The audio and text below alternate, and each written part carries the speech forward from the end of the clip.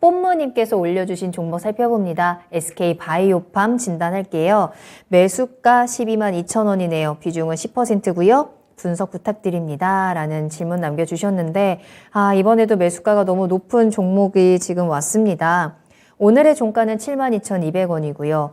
이분께서도 역시나 지금 반토막이 났다가 살짝 지금 회복이 되고 있는 구간이긴 하지만 주가의 흐름이 아주 강하지는 못합니다. 자, 그래도 최근에 바이오 종목들의 흐름이 꽤 괜찮았어서 대응할 수 있는 방법들이 좀 있을까 궁금해지네요.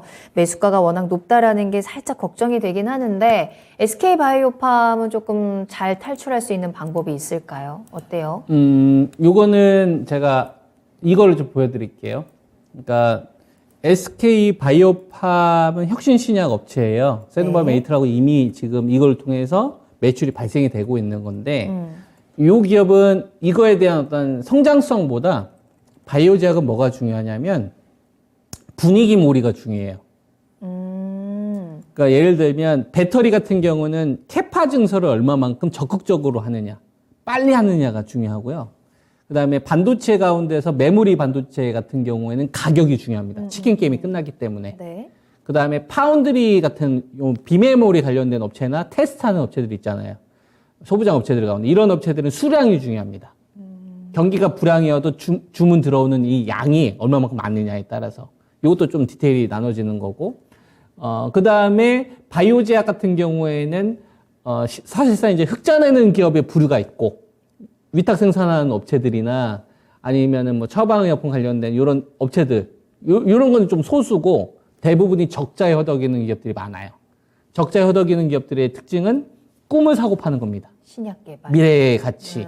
근데 이게 금리가 5%대이기 때문에 자금 조달하기도 어려울 거고 2019년도, 20년도에 CB를 워낙 많이 발행했어요. CB나 BW. CB라는 건 이제 전환 사채, BW라는 건 이제 신주 인수권 부사채, 신주 새로운 주식 인수권 살 수 있는 권리 더한다 이런 뜻이에요. 신주 인수권 부가세는 사채 채권에다가 더한다 새로운 주식을 발행할 수 있는 권리를 뜻하는 거고 전환 사채라는 건 전환한다 뭘로 주식으로 채권을 주식으로 전환한다 이게 전환 사채거든요. 이걸 통해서 이제 그 코스닥하고 바이오 제약 이 코스피 중형주들이 자금 조달을 많이 했어요. 근데 이걸 돈을 갚아야 되는 시기가 내년도에 집중적으로 옵니다. 이걸 근데 행사할 가능성이 되게 높죠. 왜냐하면 주가가 워낙 많이 빠졌으니까 주식으로 전환하지는 않을 거고 돈 내나 이거 하겠죠. 왜냐하면은 그때는 절이 없고 지금은 은행에 돈만 맡겨도 5%니까. 그러니까 이 자금을 마련하기까지가 이제 리스크인 거예요. 이들 업체한테는. 그래서 바이오 제약 업체 가운데서도 파산되는 기업도 많이 나올 겁니다. 그래서 제가 흑자 기업들 위주로만 하라고 여러분들 말씀을 드렸던 거고, 그러한 가운데서 이제 SK 바이오팜 같은 경우에는 뒤에 이제 지원군이 있잖아요. 지원군이 있는 상태이기 때문에 상대적으로 저는 안정성이 있다고 생각을 합니다.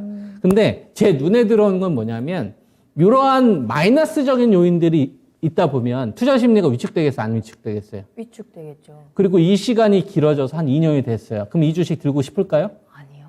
그리고 그 주식을 들고 있는 돈이 내 돈이 아니라 매달 5%, 10%씩 내야 되는 돈이라면.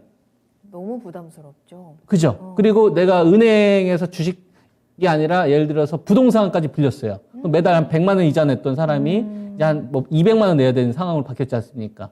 그러면 이 주식을 가지고 있는 여유가 줄어들겠죠. 네. 그래서 뭐가 줄어들고 있냐면 신용 잔고가 줄어들고 있어요. 맨 아래를 보시면 그러니까 그거에 이제 버티다가 이 돈들이 이제 하고 있는 이 파란색이 뭐냐면 내 돈이 아니라 남한테 빌린 돈이에요. 요 나가기 시작한 돈이 요때부터 이제 빠져나가기 시작을 하잖아요. 요때부터 올해부터 40 요때 가격대부터 이제 요때 가격대가 얼마 정도 됩니까? 한 92,000원? 93,000원 정도 되네요. 93,000원부터 나갔다는 얘기는 요 기간 동안에 증거금을 납부를 못했다는 얘기가 되겠죠. 우리나라는 증권사마다 보통 다르지만 30% 선 정도부터 이제 증권사에서 전화 오기 시작을 합니다. 11시에서 한 1시 사이에 전화 와요. 이제 증거금 내일 납부하셔야 돼요. 이런 식으로. 30% 빠지면. 내가 1억을 빌렸으면 내가 1억을 운용을 하는데 1억을 빌렸으면은 2억이 되잖아요. 그럼 2억의 평균 잔액이 1억 4천만 원 유지를 해줘야 되는 거예요. 그러면 고점에서 30% 빠져버리게 되면 그때부터는 증권사에서 돈 더 내시라고 이렇게 전화가 와요. 안 그러면 반대 매매할 겁니다. 이런 식으로. 네. 그죠? 근데 보면 이 주식이 이제 뭐 최고치에서 빠지진 않았을 테니까 그러면은 최고점에서 사지는 않았을 테니까 중간중간에 묻혔던 사람들 보면은 한 요때부터가 이자가 감당이 안 돼서 나갔던 물량들인 겁니다. 요때가. 요런 거. 그죠? 근데 첫 번째 이렇게 어퍼컷을 맞고 두 번째부터는 사람이 보통 어떤 걷게 되냐면 미련을 걷게 돼요. 인간의 심리는 크게 5단계를 거칩니다. 시장에 대해서. 주식시장의 화랑장이나 이렇게 그 침체되는 구간 동안에 사람의 심리, 이게 꼭 주식뿐만 아니라 부동산도 그렇고 암 환자도 그렇고 인간의 심리가 바뀌는 단계가 한 5개 정도 되거든요. 맨 처음에는 이제 얘기하다 보면 또 길어지는데 뭐 통과하겠습니다. 분노 뭐 이런 거 있잖아요. 그렇죠. 분노. 부정했다가 분노했다가 맞아요. 희망을 받아들였다가. 가졌다가 우울했다가 그리고 이제 자포자기 하면서 이제 항복해지는 맞아요. 그때 주식을 적극적으로 저는 사거든요. 이런 게 사는 겁니다. 그래서 제가 욕 제일 많이 먹을 때 기다려요. 안티익들이 제일 많을 때 기다립니다. 네. 철저하게. 그때 이제 신용장구가 줄어드는지만 보면 돼요. 그럼 그때부터 이제 사는 거예요. 저희가 그런 식으로 배터를 더 샀어요. 이런 식으로 하는 겁니다.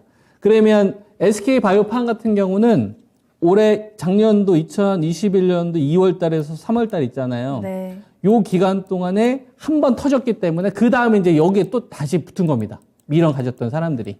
그러다가 시간이 길어지니까 여기서부터는 이제 항복하기 시작을 하는 거예요. 그러다가 여기서 버텼잖아요. 한 3월 달까지는 버틸만 했어요. 저 때는 금리가 1%대였거든요. 근데 지금은 상황이 달라졌습니다. 금리가 5%이기 때문에 여기서부터 빠지는 물량은 진짜 물량인 거예요. 여기서부터 빠지는 것들은 개인들이 다 항복하는 겁니다. 그러면 이분의 입장에서는 버티는 게 나을까요? 아니면 팔고 나가는 게 나을까요? 버틸까요? 가져가는 게 낫습니다. 네. 지금 상황에서는.